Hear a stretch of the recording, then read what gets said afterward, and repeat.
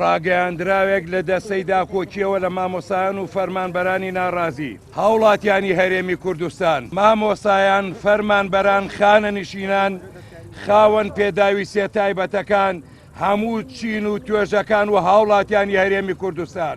دەسەڵاتدارانی هەرێمی کوردستان وەک پیشەی هەمیشەییان نایانەوێت ڕێکەوتنەکان لەگەڵ بەغدادا جێبەجێ بکەن و نەوت و داهات بە پێی ڕێکەوتنەکە نادەنە بەغداد.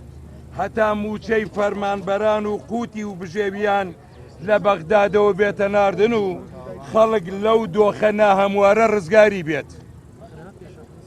دەسەڵات 11 ساڵە لە ستەمکاری بەردەوامە و بەداخەوە کە دادگایەک نییە لێپرسینەوەیان لەگەڵدا بکات.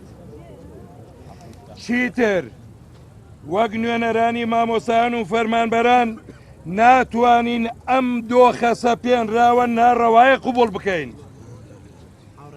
ڕای دەگەیەنین کە ڕۆژی چوارشەممە 20/8/2025 خۆپیشاندان ساز دەکەین لە بەردەم پەروەردەی ڕۆژئاوا کاتژمێر 10 سەر لە بەیانی.